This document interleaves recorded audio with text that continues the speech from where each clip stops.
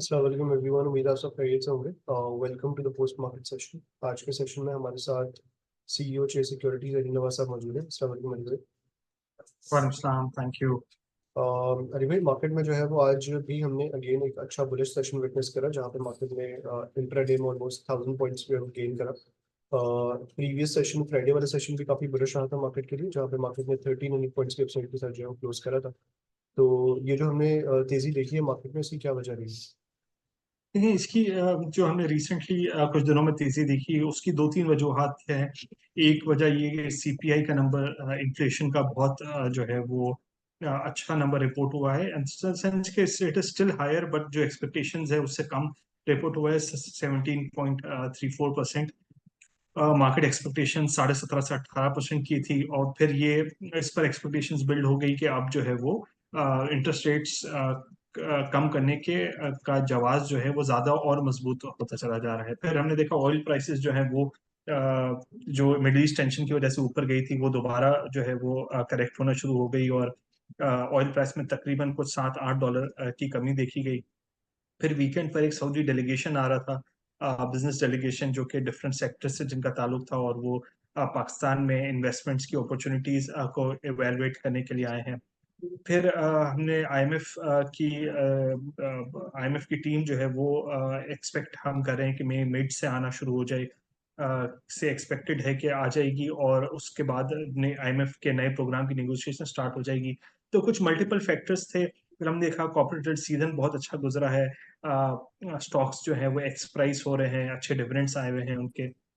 तो ये combination of factors थे। फॉरेन इन्वेस्टर्स की कंटिन्यूसली बाइंग थी। लास्ट वीक भी हमने देखा कि 3 मिलियन, 4 मिलियन, $2 मिलियन जैसे इन्फ्लोज आते रहे। तो मल्टीपल फैक्टर्स थे जिसकी वजह से मार्केट में एक अच्छा मोमेंटम देखा गया। परफेक्ट। मेनली हमने देखा कि आज के सेशन में भी इनफैक्ट अगर सबसे ज्यादा पॉइंट्स कंट्रीब्यूशन रही है वो तो सेक्टर्स की तरफ से रही है, जिसमें सिमिल्स ने काफी पॉइंट्स कंट्रीब्यूट करे और स्टील सेक्टर ने जो है पॉइंट्स कंट्रीब्यूट करे। तो क्या इन्फ्लेशन का फिगर नीचे आना लास्ट वीक, और वीक ऑन वीक बेसिस पे इन्फ्लेशन का ऑलमोस्ट हमने ये देखा है कि ऑलमोस्ट 2 ईयर लो पे आ गई है। यही वजह रही है तेजी की या कोई और वजह है? जी बिल्कुल। देखें, हमने ये देखा कि लास्ट एक साल से जो आईएमएफ प्रोग्राम के बाद जो तेजी हुई है अगस्त ऑनवर्ड्स, उसमें ज्यादातर ईएनपी, बैंक्स, फर्टिलाइजर और वो स्टॉक्स जो कि डिविडेंड पेइंग थे, या जो रिलेटिवली स्टेबल सेक्टर से जो है वो जो ताल्लुक रखते थे, उनमें मूवमेंट आई थी और उनमें तेजी देखी गई थी। और अब जो है वो सिक्लिकल सेक्टर जिनको हम कहते हैं, steel, autos, cements, consumer appliances, इसमें जो है वो अब हम जो है वो पॉजिटिव मोमेंटम देख रहे हैं, क्योंकि एक्सपेक्टेशंस जो है वो इंटरेस्ट रेट्स और सीपीआई के नंबर्स को देखकर है कि शायद अब इंटरेस्ट रेट कट जो है वो कुछ महीने ही दूर है। और जनरली इन्वेस्टर्स की एलोकेशन सिक्लिकल सेक्टर्स में जो है वो कम थी, क्योंकि इंटरेस्ट रेट अपनी तारीख के बुलंद तरीन सतहों पे थे।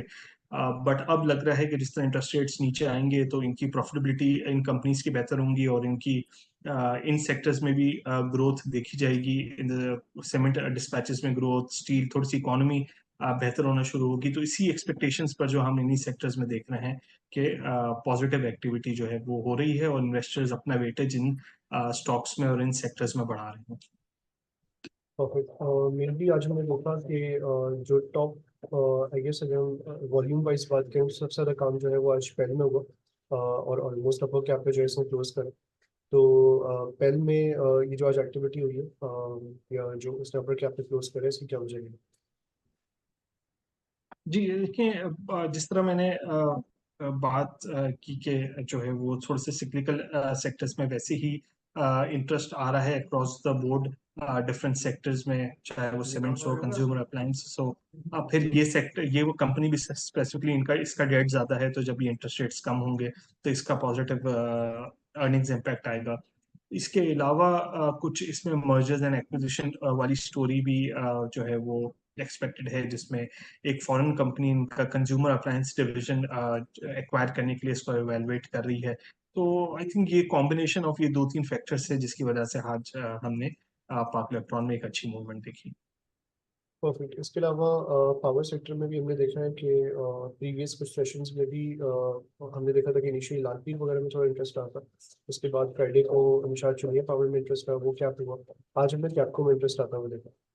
तो कैप्को में या ओवरऑल जो पावर सेक्टर में इंटरेस्ट आ रहा है उसकी क्या वजह?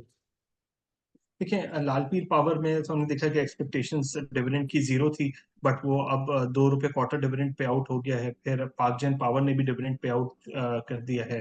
फिर निषाद चुनिया पावर का तो एक नोटिस आया हुआ है जिसमें निषाद चुनिया लिमिटेड ने जो है वो एक नोटिस दिया है निषाद मिल ने और निषाद चुनिया पावर ने और निषाद चुनिया लिमिटेड के में के शेयर होल्डिंग स्ट्रक्चर चेंज हो रहा है।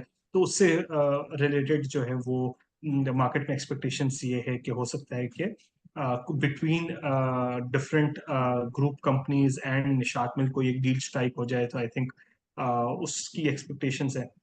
फिर जिस तरह आज हमने कैप्को में देखा, तो कैप्को वो स्टॉक है जो कि पूरे अगर हम इसके हिस्टोरिकली देखें तो हाफ ईयर और फुल ईयर में डिविडेंड देता है, और तकरीबन इसका 4 से 4.5 रुपए डिविडेंड हाफ ईयर में होता है और फुल ईयर में 5 रुपए होता है। तो अगर आप 9 रुपए डिविडेंड देखें तो इस रेट पे यील्ड कैप्को की बहुत अच्छी है।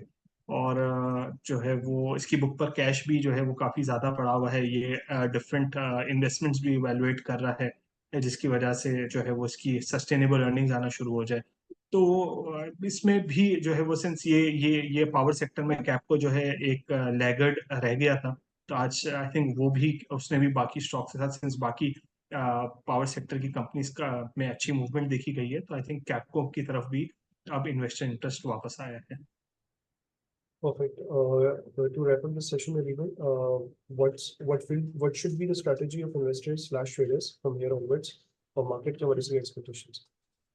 जी, देखिए मैं सिंपल सिंस मार्केट ने तकरीबन 2000 पॉइंट की रैली कर ली है लास्ट 2 डेज में, और जो है वो backed by positive news, but I think यहाँ पे इन्वेस्टर्स को सिंस अभी नेक्स्ट मंथ जो है वो बजट अनाउंस होना है, और उसके अराउंड जो है वो थोड़ा सा न्यूज़ फ्लो आना शुरू हो जाएगा मिड ऑफ मई से।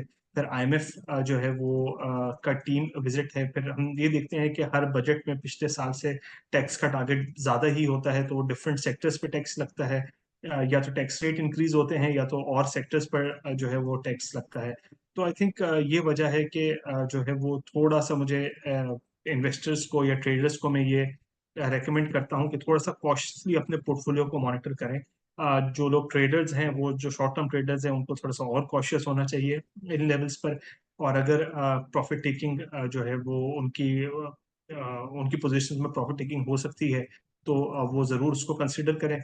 इन्वेस्टर्स सिंस लॉन्ग टर्म होते हैं, तो उनको जो है वो अपने पोर्टफोलियो को बस क्लोजली मॉनिटर करना चाहिए, और अगर कोई अपॉर्चुनिटी किसी भी करेक्शन की फॉर्म में आती है, तो वो उसको एज एन अपॉर्चुनिटी कंसिडर करके अपनी पोर्टफोलियो को मजीद इंक्रीज कर सकते हैं।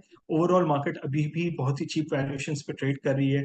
It is around 4.5 times price to earning. कुछ स्टॉक्स तो अभी भी 2, 3 और 4 टाइम्स प्राइस टू अर्निंग्स पर ट्रेड कर रहे हैं। तो मार्केट में कोई प्रॉब्लम नहीं लग रही, मार्केट अभी भी बहुत अट्रैक्टिव वैल्यूएशंस में है।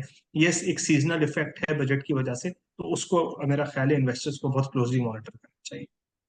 Thank you so much, sir, for participating in the session. Thank you. Thank you so much. Thank you. Allah Hafiz.